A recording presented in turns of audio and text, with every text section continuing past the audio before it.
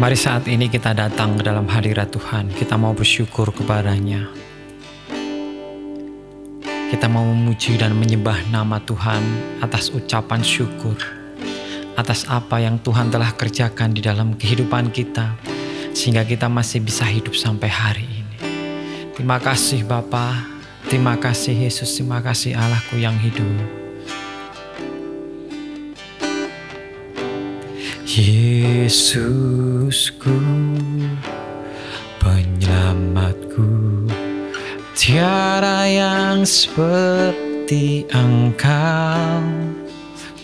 Setiap hari ku memuji keajaiban kasih-Mu.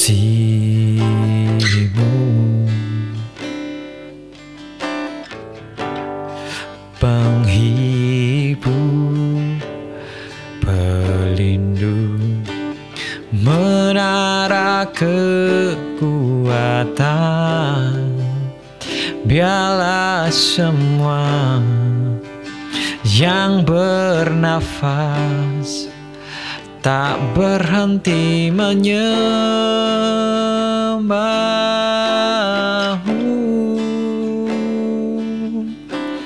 Nyanyi dan bersoraklah bagi Dia, puji dan hormat kuasa bagi Raja.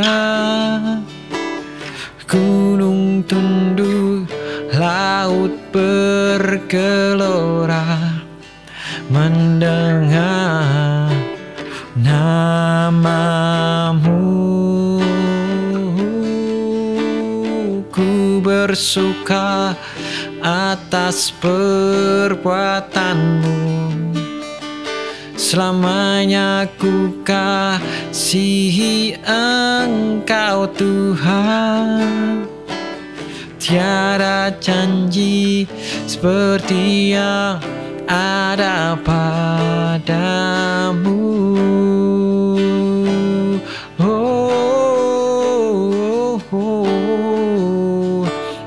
Nyanyi dan bersoraklah bagi Dia, puji dan hormat kuasa bagi Raja. Gunung tunduk, laut bergelora, mendengar nama-Mu. Ku bersuka atas perbuatan-Mu, selamanya ku kasihi Engkau Tuhan. Tiada janji seperti yang ada padamu. Tiada janji seperti yang ada pada, tiada janji seperti yang ada padamu.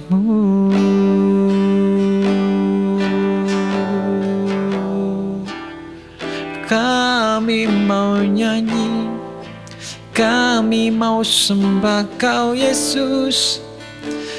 Kami bawa syukur Tuhan atas segala perbuatan-Mu di dalam kehidupan kami.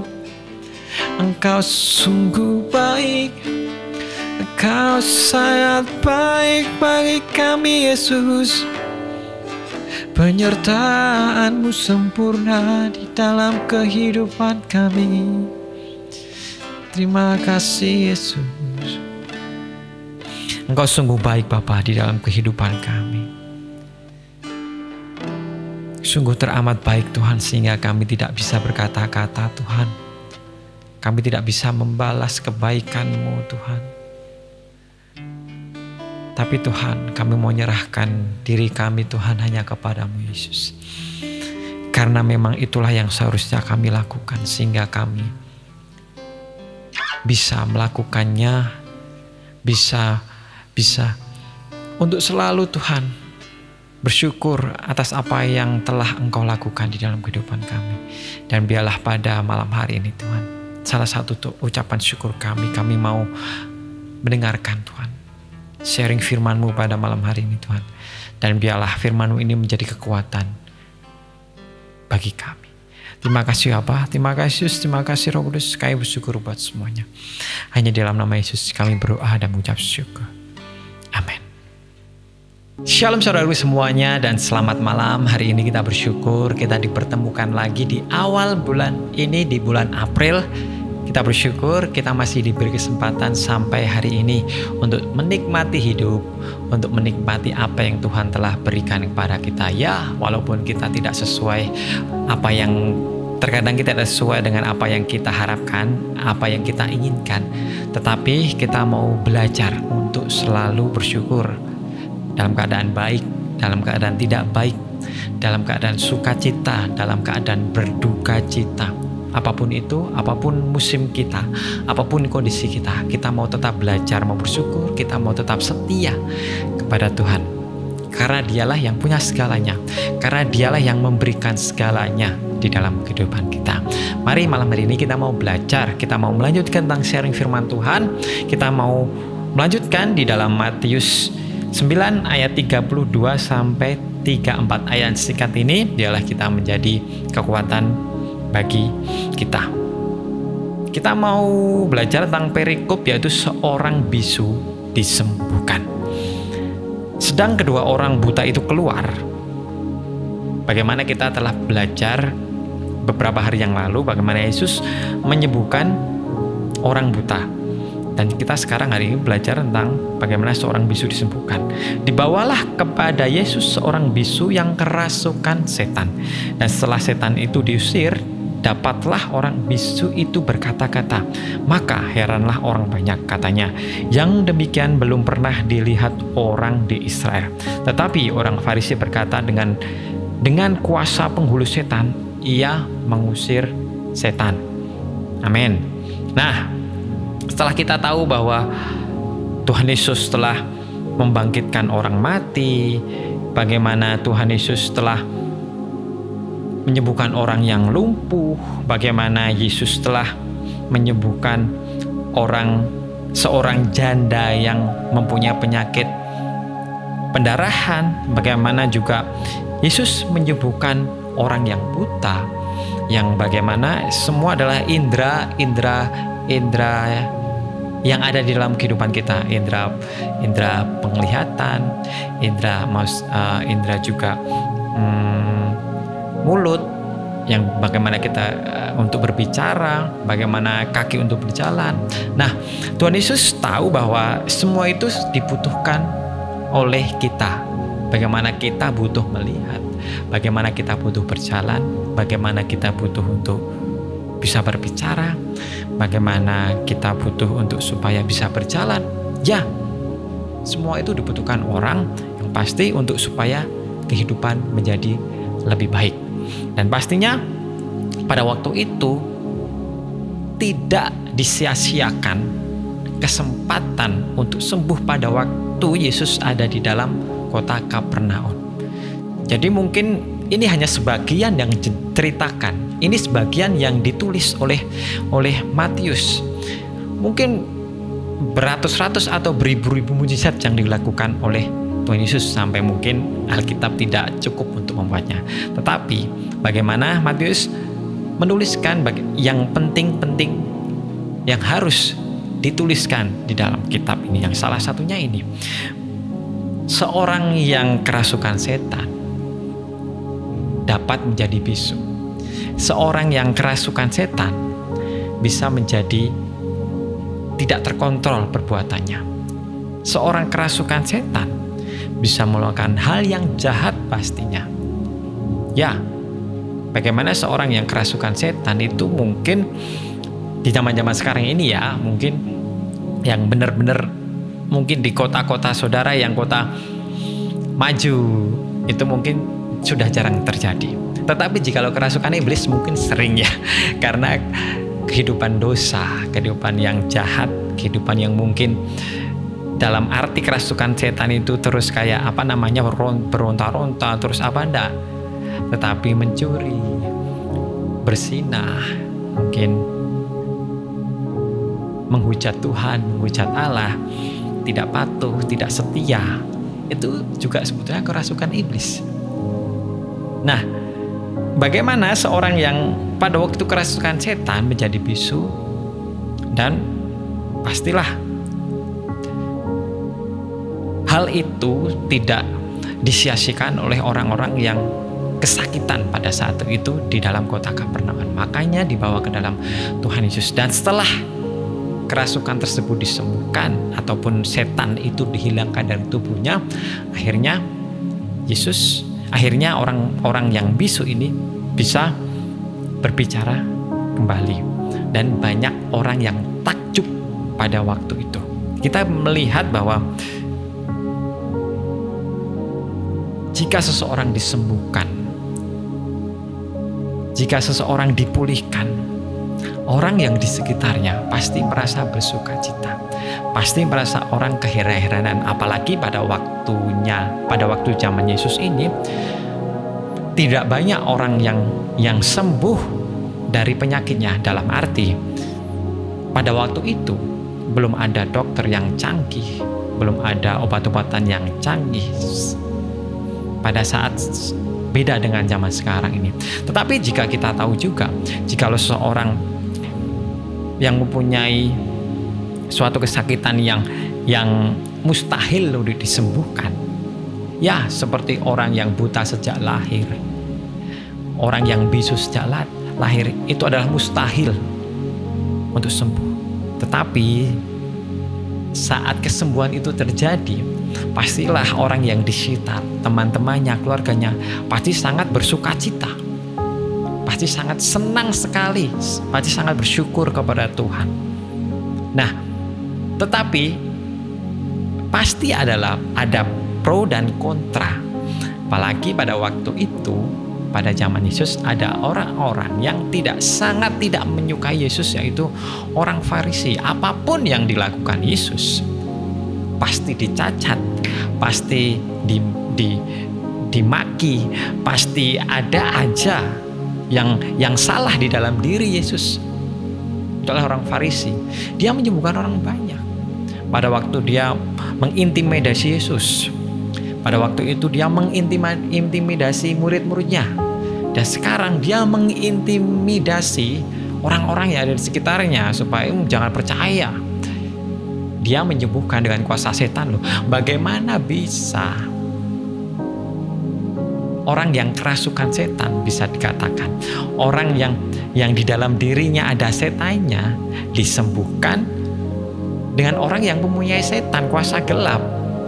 Tuhan Yesus mungkin mengatakan begitu, tapi di sini tidak dijelaskan secara detail. Kita mungkin akan bahas di kitab-kitab lainnya, di Markus atau Lukas, di situ dibicarakan lebih detail lagi. Tapi memang di kitab Matius ini tidak secara detail bagaimana Tuhan Yesus menyembuhkan atau berbicara tentang seorang bisu disembuhkan ini. Tetapi kita bisa tahu bahwa memang seseorang yang kerasukan setan itu memang perlu kuasa yang khusus untuk menyembuhkannya. Dan kita tahu juga bahwa di konteks ini banyak orang yang tidak suka kepada Yesus saat dia melakukan banyak mujizat. Dan terakhir yaitu di dalam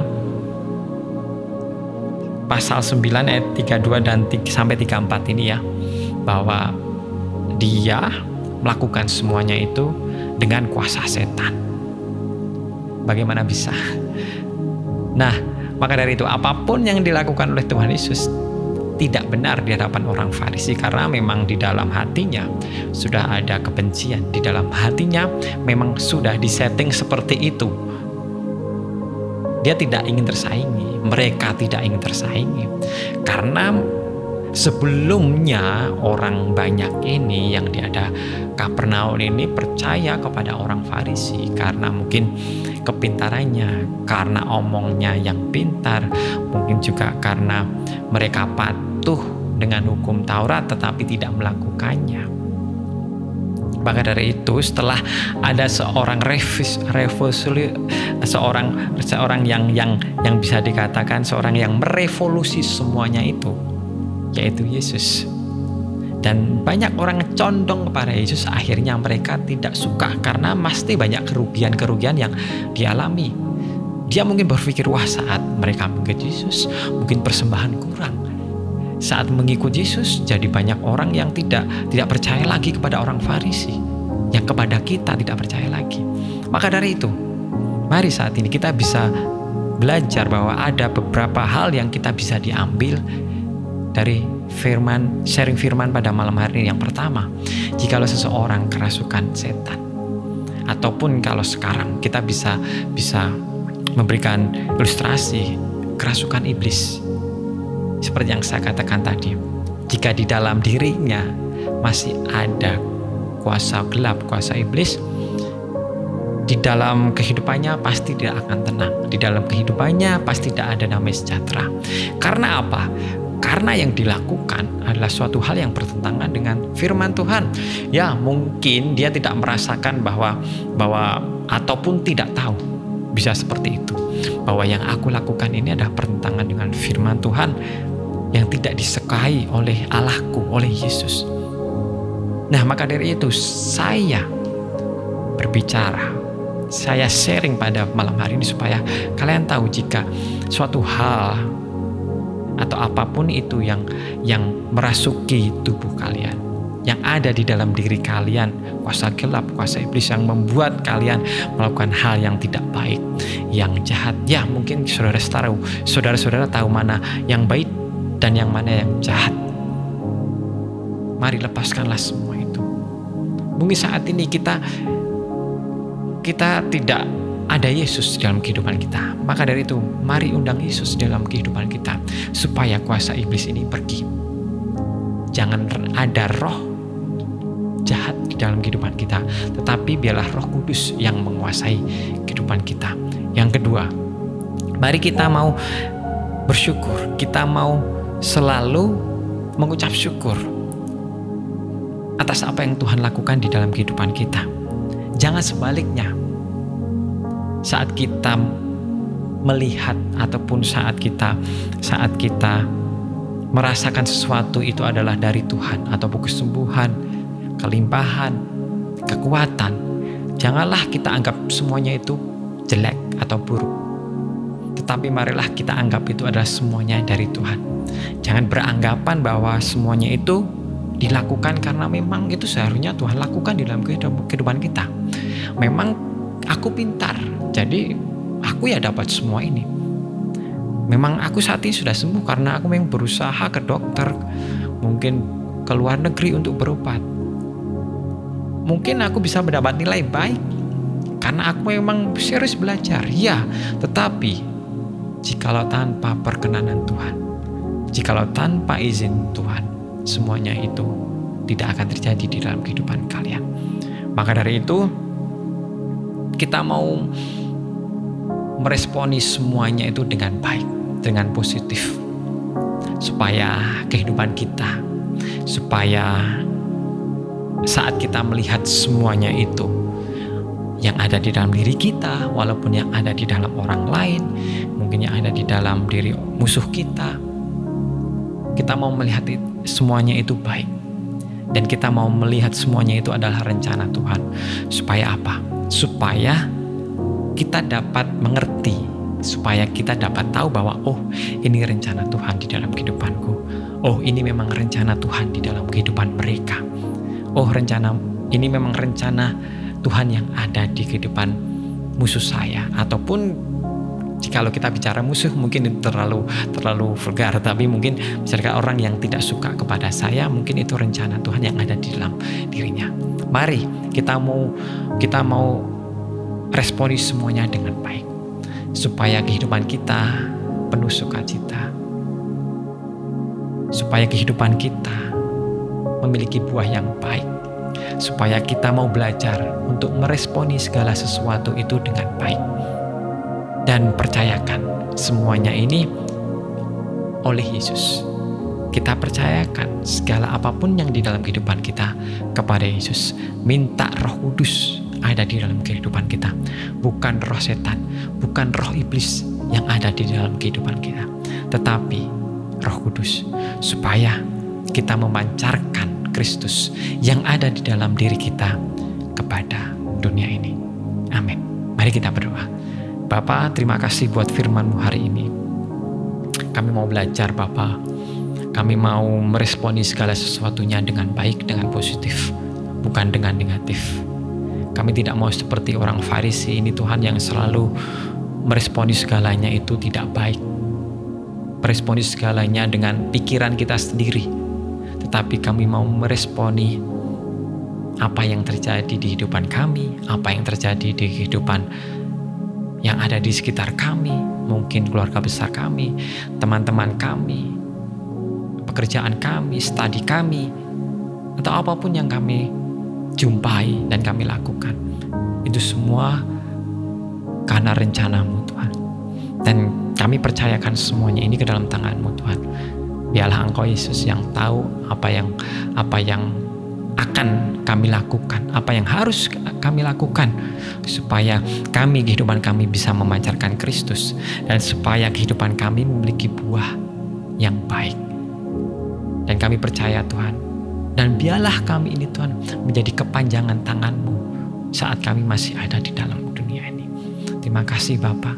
Kami percaya mujizat-Mu, kami percaya pemulihan-Mu, kami percaya harapan kami serahkan semuanya ke dalam tangan-Mu. Dan terima kasih, Bapa, terima kasih, Yesus. Kami bersyukur buat semuanya. Kami bersyukur buat malam hari ini, hanya dalam nama Yesus yang menjadi juru selamat dan penebus kami.